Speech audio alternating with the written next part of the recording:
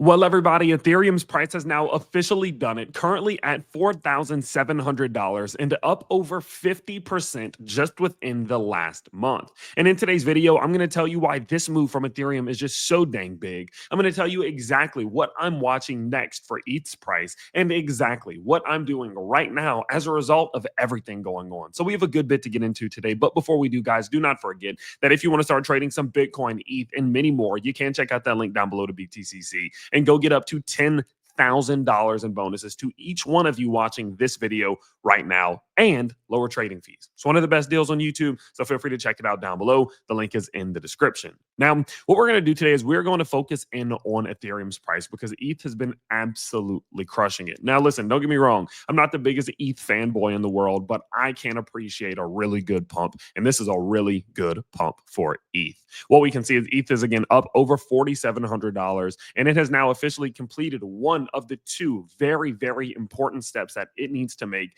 in order to open up the doors for not only for its price to start pumping, but possibly even for the altcoin market to start pumping. Now, I've laid out two key steps, two crucial steps that I think ETH needs to take in order to really see this move upwards. If we're going to see ETH hit 7K, 8K, 9K, we're going to need to see these two things happen. And this is going to seem a little bit obvious, but it is important to just map these things out for you. So what I've been looking at whenever I analyze what ETH has been doing over the last 2 years, what I look at is what I see is that there are two major zones of resistance. The first major zone of resistance found itself right here, right around that $4,000, $4,092, $4,100 level. Boom. What you can see is we found resistance there in March of 2024. We found resistance there in May of 2024. We found resistance there in December of 2024. Three very strong establishments of resistance that pushed ETH's price down. The first time it pushed ETH's price down over 30%. The second time it saw ETH's price get pushed down over 44%. And watch this. The last time it saw ETH's price get pushed down over 66%. And what this means is that this resistance level was growing in strength the longer we ventured into it. And so, of course, knowing that, it is an obvious level that you need to be watching closely. Again, this one topped out right here. Let's go ahead and call it $4,073. Now that ETH's price has been able to push above that, though, this is a major accomplishment. This is a massive milestone, and it wasn't easy, right? ETH's price came up, and it did get rejected off this zone again. We did see ETH's price fall all the way back down another 14% before eventually trying to come back down, find this resistance, and then use this resistance to continue to the upside in a beautiful move, a swift move up through that green box of resistance. Absolutely fantastic stuff. ETH has done it. ETH has finally made the move it's not been able to make in the last year and a half. This is absolutely fantastic. Now, the issue, though, is that many people are getting ahead of themselves at this point, right? People are seeing ETH make this move. They're seeing it break this resistance, and they're like, oh, this is it. ETH is going to $10,000. Let's just jump in. And if we look at the liquidation maps, you can see what I mean. These are the current liquidations. These are the 100x, 25x, 50x leverage long trades that have recently opened. And look at how many there are. These are the liquidations to the downside, right? So this just shows how many long trades have opened. And people are smashing away at long trades. Look at ETH, dude. I mean, this is the 1 day. This is the 7 day. Boom. Wow. Look at that. I mean, look at this right here. Look at the 30 day. And if you don't know what you're looking at, the more of these bars in the red there are, the more long trades that are open, right? And I mean, you can see it. There are a ton. Look how little short trades there are left, meaning that no one's really betting against ETH anymore. No one really thinks that ETH is going to go down. Most people think ETH is going to go up, and they're betting heavily it's going to go up. If you look at Ethereum on Google Trends, people are looking up ETH again. This thing's almost at all-time highs. I mean, it's absolutely flying. And although I do really love the sentiment, what people are forgetting is that this isn't the final step. There's still something else that needs to happen. Because you remember in the video, at the beginning of the video, I told you there's two things that need to happen. Well, the first one was breaking this 1.5 year long resistance. The second one is breaking the actual all-time high. And it seems like people are thinking that ETH is already at an all-time high, that it's already broken its all-time high. And I guess in some capacities it has, but no, not really in my opinion. Because in November of 2021, at the peak of the biggest altcoin season we've ever seen before, ETH's price pushed all the way up to $4,900. And while ETH is below that level, it is still a threat. It is still at risk. Listen, ETH has never gone up to this red level before. It's never gone up to this red box. It's never come up to this all-time high resistance. Let's call it at $5,000. And so knowing that it's never come up here, hey, there is still the risk, there is still the chance that ETH does get rejected off of this. Think about it. If everybody's betting that ETH is going to go up as it runs into a massive level of resistance, you know those eyeball licking lizard people are going to look at this thing and think, oh, this is easy. We're going to disguise this as a bounce off of resistance. Each price is going to come back down, liquidate all those long traders, maybe try to find that little RS flip, and then we can continue upwards, right? Because I do think it's in the best interest of the institutions for ETH to go up. So I do think ETH is going to break $5,000 at some point. The question is whether or not it just goes straight up through it. And I think it's going to be actually a little bit difficult. Now, hey, hopefully it does. Hopefully I'm wrong. I'm just erring on the side of caution right now, knowing that there's so many liquidations that will occur if ETH just goes back down to say $4,500, which is just a move, guys. This move will liquidate a lot of people. So why don't you think those lizard people who just woke up, they just licked their eyeballs, they can see clearly, why do you not think they're going to look at this and think, oh, yep, that's easy, boom, and then liquidate those investors before trying to allow that for that move to go forward? So in this moment right now, what am I looking for next? Well, I'm not going to be rushing this thing right now, right? I'm not going to be looking at this and thinking, oh, ETH is about to go to 7K. No, it's just completed one of the two steps. Let it clear that second step first. Because if it can then clear that second step, now it's open season to where even if ETH does rally and then pull back off of clearing it, man, the door is still wide open. I would actually say the door to 7K, 5K, 6K, it's not open yet until ETH can show us what it can do at that key zone of resistance, that previous all-time high. And so now I'm going to start to kind of shift. Now that you have an understanding of what's happening and what you're looking for next, let's talk a little bit more in depth about what is going on in terms of, okay, if ETH breaks this second thing, if we clear the zone, how far can it go? And knowing this, what am I doing right now? Now, before we get into that, though, I did want to throw a quick shout out to the team over at Earnest About Crypto. This is a Telegram channel that I'm in that I've done some partnership work with in the past, and they've been absolutely crushing it. They post analysis, they post trades, they post news every single day. And this thing is just filled with information, filled with data. They have a great community going on right now. And I mean, you can even see it just today. They've already posted a couple times. Guys, it's not even 9 a.m. yet, right? They've already posted a couple times talking about Ethereum, talking about Bitcoin, talking about the altcoin market in general, putting some trades out there. I mean, they do this every single day. Look, August 12th, August 11th. August 9th, August 8th, August 7th, August 6th. I mean, again, it's every single day. They're giving trades, analysis, news, and much more. And I think in a moment like this, where the crypto market has a lot going on, having a Telegram channel like this that provides a ton of information, I think it's a great thing to do. It's a great thing to check out. And so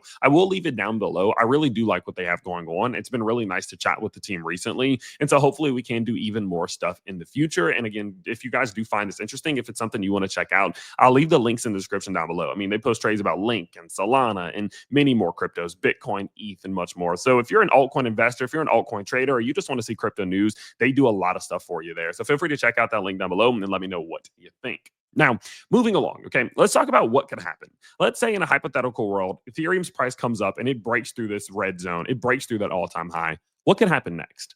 What could happen next? How far could this thing go? Let's find out. So what we're going to do is we're going to remove all the drawings. And many of you are wondering, okay, well, if there's no more resistance up here, how do you just guess how far up this thing can go? You can look at market cap. That's, of course, a good thing. You could look at fundamental analysis. That's a good thing. But you guys know what I'm going to say. I'm going to say I'd like to just look at my Fibonacci's. The Fibonacci extension levels are the levels that'll tell us where this thing can go. And you can kind of see how this is played out. Every time that ETH has tried to break above the golden Fibonacci zone, it failed the back test. We broke above it, failed the back test. Broke above it, failed the back test. Broke above it, failed the back test. Broke above it, passed the back test. The back test was completed right there. And now that we finally have broken above the golden zone and passed the back test, it opens up the door for what's called Fibonacci extensions. And all that means is once you break this golden box, it opens up the door for you to move to this blue line or this green line. Where do those lay? Well, the blue line lays at $7,815. The green line lays at $14,228. Now, am I saying that ETH's price is going to absolutely send it all the way up to 14K? No.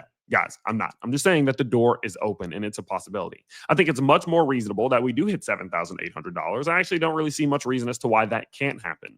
If we actually look at the micro Fibonacci's from this move that we made back here, you can actually see that that perfectly aligns with the 1.618 Fibonacci extension from this swing high to this swing low. And so knowing that we have that double correlation of resistance and extension there, I think it's well within reason that ETH does try to push up towards $7,500 to $7,800 over time. I don't think it's just going to do this. It might, right? Bitcoin Bitcoin did when institutions came in. It did just kind of go vertical for a while. But ETH is going to be a little bit more difficult as people are already starting to take profits. And again, all these liquidations are to the downside. But I do think that over time, that is where ETH's price is probably going to try to go to, especially if it's capable of breaking above that $4,900 level. So if I'm an ETH holder right now, I'm really excited. I'm looking at this like, oh, snap. There's a lot of opportunity if we can break this second zone of resistance. So I need to be watching this very closely and watching this all play out. Now, what am I doing with ETH? I know one thing. I ain't opening up any long trades right now.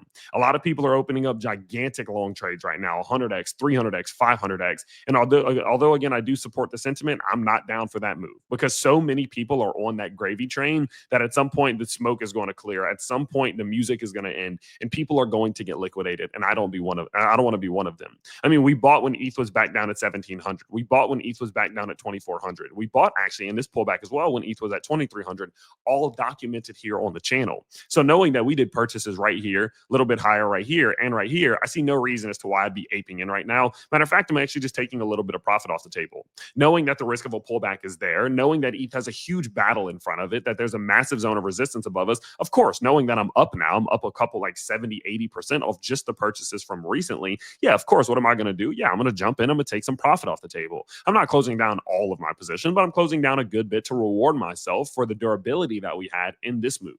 When ETH was going sideways, when ETH was being boring, we were scooping the lows, and now we get to benefit from it while everybody's trying to feel that FOMO and they're chasing the hype. So I'm taking some profit off the table, and I'm sitting back and watching whether or not ETH can clear this resistance. If it can, again, I think we're in a fantastic spot. But if it gets rejected, don't be surprised for it to come all the way back down to what could be, like $4,100, worst case scenario, $3,500 to try to get this RS flip, get that support establishment, then try to continue upwards. It just depends on what the crypto market wants to do for the next couple of weeks as we get closer and closer to Q4. Okay. So with that in mind, I'll keep you updated as this all does play out. But the next big step from here is ETH needs to get above this previous point of resistance. It has to get back above that key level of resistance. If it is, while it is under the previous all-time high, we are at the immediate threat of a pullback at all times. And you just have to be aware of that. And so I wouldn't be taking any big risk, any big buys, any big longs right now.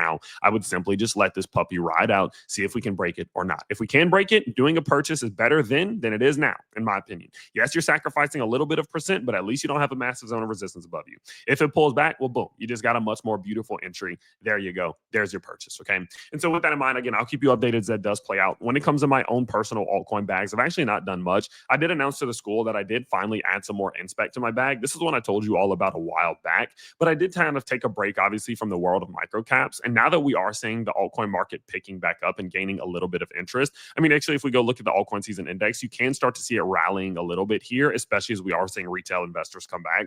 I have started looking at my microcaps more. And Inspect, I've seen them behind the scenes with my company. They're doing absolutely massive stuff. They have huge announcements, huge partnerships, huge collaborations, huge news coming out everywhere. They just did a huge push over in Europe where they had a major European exchange, which is Bitpanda. They got listed over there. That has over 10 million active users. They've been making some ginormous progress. And I was like, you know what? The price did kind of pull back a little bit. Now we've seen it rallying a bit over the last month. It is in a bit of a cool down and a pullback. This is typically good time for entry for me with my microcaps. So I did add to the bag right there. And hopefully, of course, we can see this puppy start to rally from here. Obviously, time will tell.